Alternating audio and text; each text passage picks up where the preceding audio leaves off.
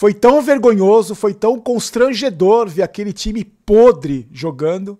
E com tudo que tem acontecido no São Paulo, não só o jogo de hoje, a gente não pode esquecer, porque senão a gente coloca só o jogo de hoje, só a vergonha de hoje, e fica muito limitado, né, a vergonha.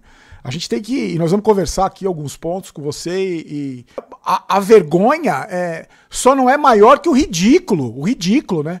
O time do São Paulo é ridículo, o presidente do São Paulo é ridículo, é tudo ridículo. Então o ridículo é engraçado, por incrível que pareça, o ridículo é engraçado. Dá vergonha, dá nojo, dá asco, dá vontade de vomitar com a podridão que é o São Paulo hoje. A cada dia que você acompanha as notícias, nas redes sociais, né, principalmente nas redes sociais, como que tem pessoas sérias, né, que tem pessoas sérias nas redes sociais, muitas, é porque na grande mídia realmente eu não vejo, né, nada relevante, mesmo oba-oba de sempre, mesmo puxa-saquismo de sempre, a mesma falta de investigação de sempre, falta de interesse de investigar, mas a gente está acompanhando cada notícia que você vê, cada dia tem uma podridão maior no São Paulo. Eu sei que isso tudo embrulha o estômago, isso tudo dá ânsia de vômito, mas hoje a gente riu porque foi uma maneira que a gente encontrou de debochar disso tudo, para não ficar mais doente, para não ficar mais chateado, para não ficar mais deprimido com o São Paulo Futebol Clube. Qual é o cargo, qual a função das seguintes pessoas? Muricy Ramalho, Milton Cruz, Chapecó e Dedé.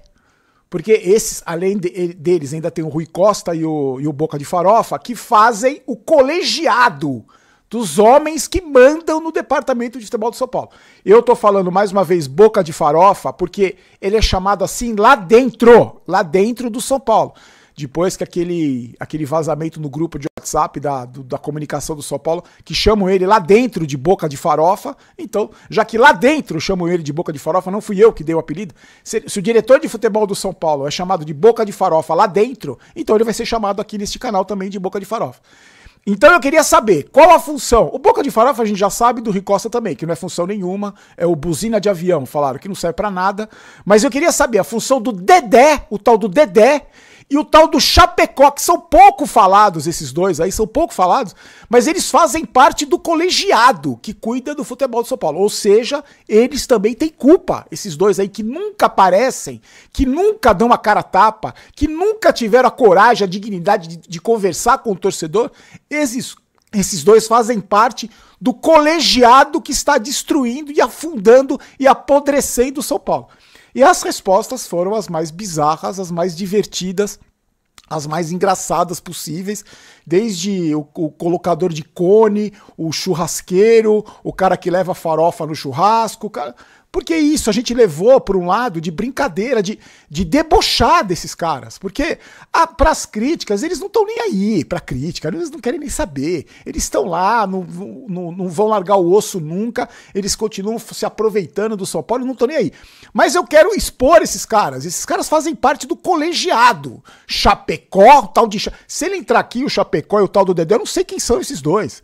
Mas eles mandam no futebol do São Paulo, junto com o Blogueirinho, com o Boca de Farofa, com o Rui Costa, o Milton Cruz e o Muricy. E aí, eu queria também conversar com vocês, porque é um outro assunto, porque a gente não vou falar do jogo, né, gente? Mas a gente fala, rapidamente fala do jogo. Eu queria só responder, porque em alguns momentos, eu falei muito na rádio sobre isso, em alguns momentos eu fui questionado algumas vezes aqui, por que eu falo tão pouco, mas falo muito pouco, de torcida organizada. Um dia eu vou fazer um vídeo contando a minha experiência com torcida organizada, desde a época que eu era diretor do Mesa Redonda com a Avalone, que eu conheci todos os líderes, o Paulo Serdã, o Metaleiro da Gaviões, na época era Independente, era o Suquita. Eu vou contar as histórias que eu conheci todos esses caras, a gente tinha uma postura no programa, depois eu conto os detalhes pra vocês, tá? Mas por que eu falo muito pouco de torcida organizada? Falo às vezes, por exemplo, quando eu falei agora na semana passada que a torcida organizada do São Paulo estava vendendo ingresso pro jogo contra a LDU e o sócio diamante estava sem ingresso, e eu cancelei o meu sócio torcedor. Porque aí isso interfere diretamente com a vida do São Paulo e com a minha vida como torcedor, do meu dinheirinho, que é suado. E eu falei, porque eu não acho justo uma torcida organizada ganhar milhões com a venda de ingresso e o sócio torcedor diamante, que é o mais caro, como é o meu caso, não tem ingresso, porque teve sócio torcedor que não teve ingresso, ficou sem ingresso pro jogo mais importante do ano. Eu falo sobre isso. Mas eu não falo e nunca falei e nunca vou falar sobre torcida organizada, principalmente sobre o que eles devem ou não devem fazer. se deve protestar, quem que eles devem cobrar, quem que eles devem pressionar, quem que eles devem questionar. Eu vou explicar para você o motivo, eu tenho certeza que você que não é burro, você vai entender perfeitamente. Da mesma maneira que eu não aceito que ninguém, nem a Érica, venha me dizer o que eu tenho que falar neste canal, quem eu tenho que defender, quem eu tenho que criticar, quem eu tenho que elogiar. Da mesma maneira que eu não aceito que ninguém venha me dizer, porque eu não sou empregado de ninguém, eu também seria uma hipocrisia muito grande se eu falasse para determinada torcida organizada A, B ou C, quem que eles deviam criticar, quem que eles deviam cobrar, se eles deviam protestar ou não protestar. Para mim, quem tem que cobrar a torcida organizada é o cara que dá dinheiro para eles. É o sócio dessa torcida organizada. É o cara que pega todo mês e paga uma mensalidade para essa torcida organizada. Porque, para mim, qualquer torcida organizada do São Paulo, do Corinthians, do Palmeiras, não representa o clube. Não representa o clube. Uma torcida organizada é uma entidade particular que tem o seu estatuto, tem a sua ideologia, pelo menos deveria ter, tem a sua maneira de pensar, a sua maneira de encarar futebol, a sua maneira de encarar o clube para qual ela representa, ela torce, e eu não tenho nada a ver com isso, nada a ver com isso. Eu não sou funcionário de torcida organizada. Eu tenho o meu canal aqui, eu sou São Paulino aqui, e eu vou falar uma coisa para vocês. Torcedor organizado não é mais nem menos São Paulino do que eu. Não é mais nem menos São Paulino do que você. Assim como não é mais São Paulino ou menos São Paulino do que eu e você, o torcedor que vai no estádio. Não é mais São Paulino ou menos São Paulino o torcedor que compra ou não produto oficial. O cara que compra a tailandesa 1.1 não é menos São Paulino do cara que gasta R$500 numa camisa do São Paulo. O cara que mora lá em Itaperuna não é menos São Paulino do que o cara que mora na Vila Sônia ali e vai no Morumbi em todo jogo. Porque graças a Deus ele tem condição de ir. Os 12 mil que foram hoje no estádio não são mais ou menos São Paulinos do que os caras que não foram hoje. Os 21 milhões e 900 e tantos mil. Não são menos, nem são mais São Paulinos. Eu acho que o São Paulino de verdade é aquele que tem sentimento pela instituição São Paulo Futebol Clube. E hoje, uma das torcidas, eu não sei se foi uma ou se foi duas, porque eu não acompanhei, eu vi muito rapidamente, fez um protesto, né? Que disseram na transmissão, que algumas pessoas passaram algumas informações na transmissão que eu não sei, eu não vi, eu estava ocupado, cuidando, vendo o jogo, transmitindo o jogo, trabalhando no jogo. E parece que foi um fracasso, porque nem a própria torcida organizada foi no protesto. E eu queria dizer o seguinte, por que eu não fui no protesto? Primeiro, porque eu não sou empregado de torcida organizada. Eu não sou empregado. Ah, decidiu fazer um protesto, o Baroninho vai lá correndo protestar? Segundo, não me representa. Não me representa. As torcidas organizadas hoje não me representam. Então eu não vou fazer o que lá? Aliás, não é torcida organizada que não me representa. Quem representa sou eu. Eu represento aquilo que eu falo. Eu sou aquilo que eu falo. Eu represento, eu tenho as minhas concepções sobre futebol e eu penso da minha maneira. Ninguém me representa. Eu sou eu. E você, como você se representa, você pode se identificar com alguém que pensa parecido com você, como eu me identifico com muita gente. Me identifico com muita gente que vem nesse canal aqui, tem um pensamento parecido com o meu. Não é que eu tenho razão, você tem razão, a gente pensa muito parecido, tenho certeza disso. Você deve estar nos comentários agora tentando achar a função para o colegiado que eu falei, ou deve tá fazendo o seu comentário aqui criticando a postura dessa diretoria. Outra coisa, eu trabalho, eu tenho obrigações aqui, eu tenho obrigações com a rádio agora, eu tenho obrigações com você. Hoje a gente teve uma postagem do blogueirinho, o blogueirinho postou dizendo que é um momento difícil para o São Paulo, como se a culpa não fosse dele, como se a culpa fosse nossa, como se a culpa fosse do Divino Espírito Santo, fosse uma obra do acaso, de Nossa Senhora da Pequena Área, como se não fosse dele a culpa é dele, é dele.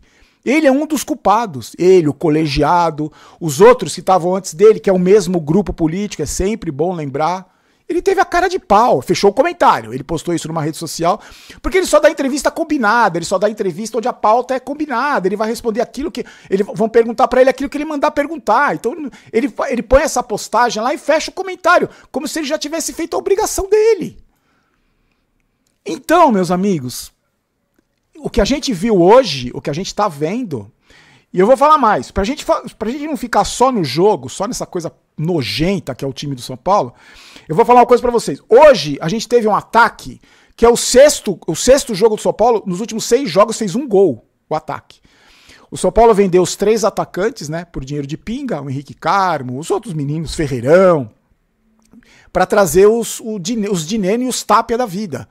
Porque tem 3 jogadores com lesão de ligamento, né, que isso aconteceu isso no São Paulo, no mundo, na história do futebol, e nunca tiveram capacidade de oferecer uma pizza pro Al-Hilal para trazer o menino lá, o Marcos Leonardo.